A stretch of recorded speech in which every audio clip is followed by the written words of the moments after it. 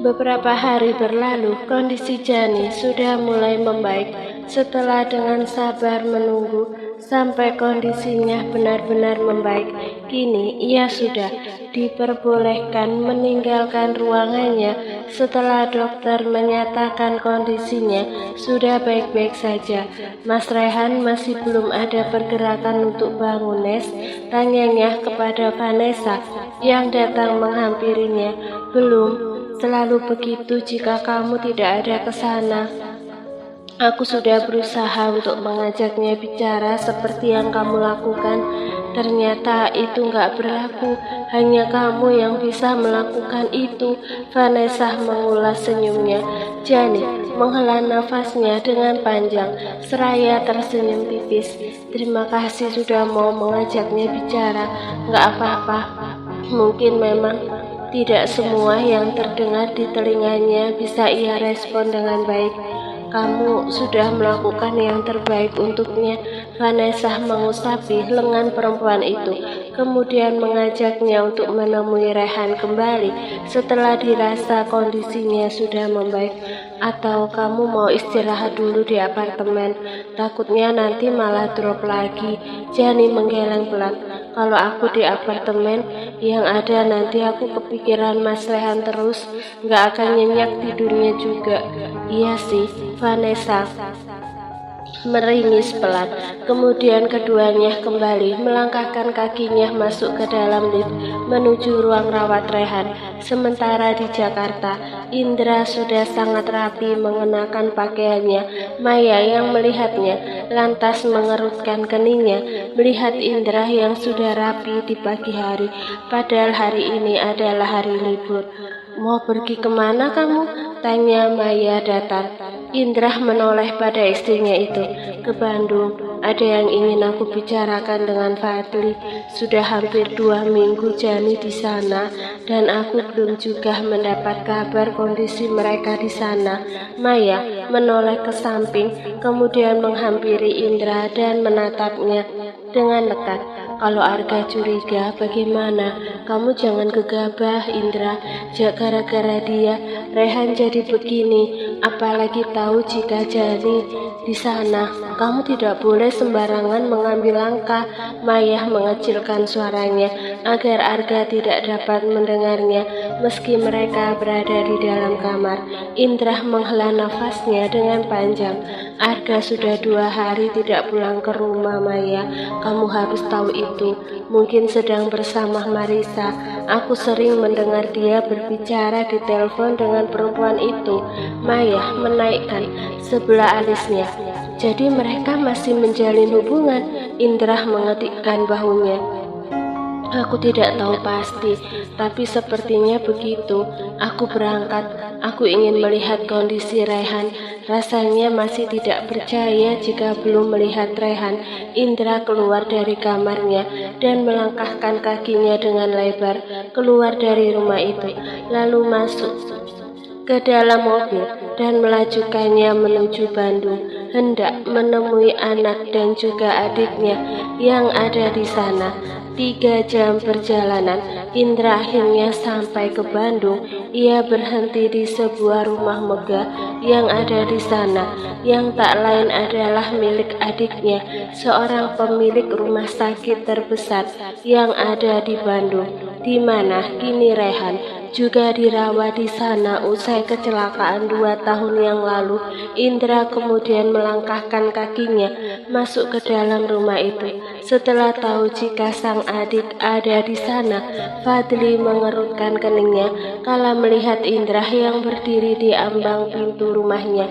Julia, istri dari Fadli, lantas menyapa kakak iparnya itu sembari mengulas senyumnya. Apa kabar, Kak? Silahkan masuk. Indra melangkahkan kakinya menghampiri kedua orang itu. Tak lama setelahnya Julia pamit pergi dari sana sebab tak ingin mendengar pembicaraan antara kakak beradik itu. Ada apa kamu datang kemari? Sudah tahu jika Rehan dirawat di sini dari istri kamu? Tanyanya datar. Indra menghela nafasnya dengan panjang sembari menatap Fadli. Ya, beberapa hari yang lalu Maya baru memberitahu aku jika Rehan masih hidup dan dirawat olehmu di sini. Pertama, aku ingin mengucapkan terima kasih pada kamu karena sudah menolongnya. Kedua, aku ingin tahu alasan kenapa kamu menyembunyikan dia dari kami, keluarganya, bahkan istrinya yang sempat hampir gila karena kehilangan suaminya. Andai jika kami tidak mengobatinya, mungkin dia sudah kehilangan kejiwaannya. Fadli menelan salivanya dengan pelan. Seharusnya kamu sudah tahu kenapa aku merahasiakan hal ini. Indra yang menyebabkan Rehan kecelakaan adalah anak kesayanganmu. Aku hanya ingin menyembuhkannya terlebih dahulu sebelum pada akhirnya Rehan sendiri yang akan memutuskan apakah akan kembali atau tetap di sini. Tapi kondisinya yang sangat buruk itu hingga kini masih terbaring koma di ruang ICU. Sekalipun dia tidak pernah membuka matanya setelah mengalami kecelakaan itu, denyut nadi dan jantungnya masih bergerak, tapi tidak mau membuka matanya. Indra menelan salivanya dengan pelan, seraya menatap Fadli dengan tatapan sendunya. Aku ingin bertemu dengannya, Fadli. Kedatanganku ke sini karena setelah aku tahu jika dia masih hidup, aku tidak bisa tenang. Fadli tersenyum miring. Kamu tidak bisa tenang mungkin karena gelisah tahu jika Rehan masih hidup dan akan memasukkan anakmu ke penjara. Jangan berasumsi seperti itu, Fadli. Aku tidak berpikir seperti itu. Kamu jangan menilai buruk terus tentangku pada Rehan. Tapi kenyataannya seperti itu, Indra. Arga, anak pertamamu yang selalu kamu bangga-banggakan itu, kamu takut dia masuk penjara kan? Tidak bisa meneruskan perusahaan raksasa kamu yang kamu ambil dari Ali. Fadli menghela nafas kasar, seraya menatap datar wajah Indra yang bahkan tidak bisa berkutik jika sudah skakmat tentang perusahaan itu. Aku mendirikan perusahaan itu untuk masa depan mereka juga. Ali sendiri yang memberikannya padaku untuk dikelola karena rasa bersalahnya, juga memberikan Jani kepada Maya agar dirawat dengan baik sebagai menantunya. Itu semua tidak akan terjadi jika kamu mengakui Rehan sebagai anak kandungmu, ucapnya dengan tegas. Indra menelan salivanya dengan pelan. Aku mengakuinya, tapi telat. Setelah Rehan tahu semuanya, dia sempat kecewa pada kamu dan juga pada mamanya, tapi tidak pada Jani yang tidak tahu apa-apa tentang ini semua. Kamu jangan terlalu munafik jadi orang, Indra. Sejak kapan kamu menganggap Rehan sebagai anakmu?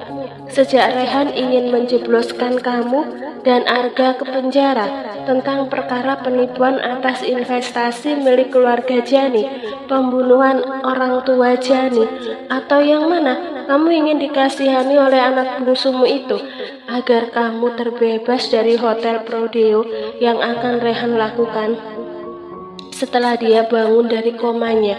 Karena itu, makanya kamu menganggap dia sebagai anak kedua kamu, darah daging kamu sendiri. Iya. Indra terdiam mendengar ucapan Fadli yang tampaknya belum juga bisa melupakan kejadian itu. Masih menganggap bila Indra belum bisa berdamai dengan masa lalu tersebut. Fadli, aku sudah melupakan kejadian itu dan kedatanganku ke sini ingin melihat kondisi anakku. Jangan halangi aku untuk melihatnya. Kenapa kamu begitu bersikeras melarangku melihatnya? Tanyanya dengan suara lesunya. Fadli tersenyum miring. Kamu masih menanyakan kenapa aku melarangmu melihatnya? Indra, kamu harus tahu dan harus sadar, Argalah yang telah membuatnya terbaring koma di rumah sakit. Jika bukan karena aku melihat berita yang menayangkan kecelakaan naas yang terjadi pada Rehan, mungkin dia tidak akan selamat. Malam hari aku dan beberapa anak buahku kusuruh mereka mencari keberadaan Rehan sampai ditemukan. Kamu tahu di mana aku menemukannya? Di dekat pohon besar. Dia berlindung di sana dengan darah yang bercucuran di tubuhnya, berusaha menyelamatkan diri dari kecelakaan maut itu.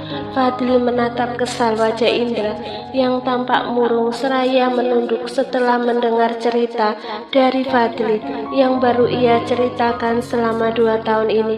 Indra kemudian mengadahkan kepalanya pelan dan menatap Fadli. Kamu masih belum ingin memanfaatkan kesalahanku? Masih tidak ingin membiarkanku melihatnya? Tidak, Fadli menggeleng tegas bahwa dirinya tidak akan pernah memberikan ruang untuk Indra melihat kondisi Rehan. Lagi pula, dia tidak akan bangun meski kamu jenguk ke sana. Jangankan kamu, Jani yang sudah sangat Rehan cintai pun masih belum bisa membuat Rehan bangun dari komanya. Indra menghela nafasnya dengan pelan. Setidaknya beri aku tahu di mana ruang rawat Rehan, Fadli. Sebenarnya aku masih belum percaya pada kamu, Indra. Jika kamu memang ingin melihat Rehan, jangan kamu sembunyikan lagi aset perusahaan yang dikelola olehmu dari Jani. Aku bisa percaya padamu jika kamu jujur tentang itu semua. Karena kamu pun tahu Rehan ingin mengembalikan aset tersebut pada orang yang berhak. Usai membahas hal itu, Fadli langsung pergi dari sana, meninggalkan Indra yang tentunya berat untuk mengakui hal tersebut, apalagi jika harus melakukan konferensi pers. Sebenarnya yang terjadi bukanlah seperti yang tayang di berita Tempo dulu, melainkan ada sebuah perjanjian dan kesepakatan di dalamnya, sehingga membuat Ali ingin menyerah saja dan mati saat itu juga. Bahkan kematiannya hingga kini masih dimanipulasi, dan yang tahu semua ini hanyalah Rehan. Kunci dari semua bukti kejahatan ada pada Rehan. Itulah mengapa Fadli masih belum percaya sepenuhnya kepada Indra yang sudah masuk dalam list orang-orang yang akan Rehan jebloskan ke penjara. Indra datang membawa tangan kosong kembali ke Jakarta dengan rasa sesal dan amat kecewa karena tidak bisa melihat sama sekali wajah anaknya. 1 minggu berlalu, kondisi Jani sudah semakin membaik dan sudah kembali rutin menemui Rehan. Bahkan menemaninya selama 1 hari penuh. Jani, aku tahu dari Mama kalau Om Indra seminggu yang lalu dia kesini, tapi Papa tidak memberitahu di mana Rehan dirawat. Meski sebenarnya tahu dia dirawat di sini, tapi rumah sakit ini luas dan memiliki banyak ruangan. Vanessa memberitahu kepada Jani tentang kedatangan Indra 1 minggu yang lalu ke Bandung. Oh ya, kira-kira Papa tahu tidak tentang apartemen Mas Rehan yang di sini? Vanessa menggeleng. Tidak, keluarganya tidak ada yang tahu tempat tinggal Rehan itu, Jani. Hanya kamu yang tahu, itu pun karena sudah waktunya kamu tahu. Jani tersenyum tipis. Papa kamu tidak mengizinkan Papa menjenguk Mas Rehan seperti yang dia lakukan padaku dulu. Vanessa mengangguk lagi.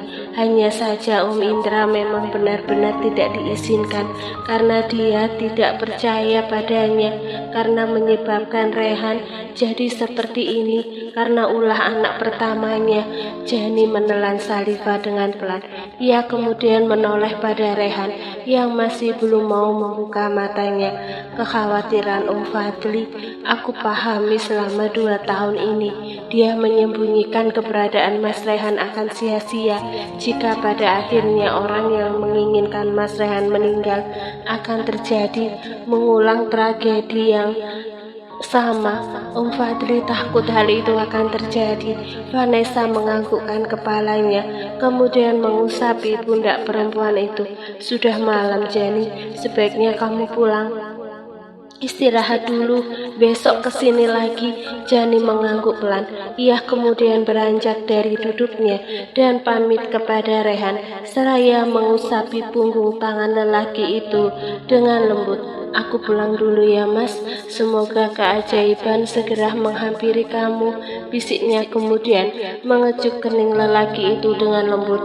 Setelahnya, ia keluar dari ruangan tersebut dan pergi untuk kembali ke apartemen, sebab waktu sudah menunjukkan angka 9 malam. Setibanya di apartemen, Jani menghubungi Maya yang rupanya sedari tadi menghubunginya. Maaf ma, aku tadi di jalan dan gak lihat HP. Ada apa ma? Tanyanya setelah menghubungi Maya balik. Tidak ada nak, kamu baru pulang dari rumah sakit. Iya ma, meski belum ada pergerakan, aku tidak akan menyerah sampai bisa membuat Mas Rehan kembali ma. Maya tersenyum tipis mendengar ucapan dari Jani. Kegigihan dan juga semangat Jani yang tidak pernah putus itu membuat Maya semakin merasa bersalah karena telah menikahkan Jani dengan Arga. Sayang, apakah kamu marah pada mama karena telah menikahkan kamu dengan Arga? Tanyanya dengan pelan. Jani menelan saliva dengan pelan. Enggak kok ma, aku enggak marah sama mama. Aku dan Mas Arga akan segera bercerai setelah bayi ini lahir 6 bulan lagi. Jani mengusapi perutnya, kemudian menghela nafasnya dengan panjang. Mama enggak boleh ngomong gitu ya, aku enggak marah kok. Maya tersenyum tipis kembali. Iya sayang, mama akan bantu kamu mengurus proses cerainya. Mama akan menemani kamu jika Rehan masih belum bisa bangun dari komanya. Baik mah, terima kasih mah. Aku dengar dari Vanessa, seminggu yang lalu papa datang ke Bandung. Maya menghela nafas kasar. Iya, padahal sudah mama katakan kalau Fadli tidak akan pernah mau memberitahu dia di mana Rehan berada. Tapi dia tetap bersikeras dan percaya diri jika Fadli akan memberitahu dia. Dan sekarang kita lihat hasilnya, 0 besar, nihil. Jani menghela nafasnya dengan panjang. Tak lama setelah Maya berbicara, terdengar suara cekcok antara Indra dan Arga di seberang sana. Ma, Papa dan Mas Arga kenapa? Aku dengar mereka kok kayak lagi debat begitu.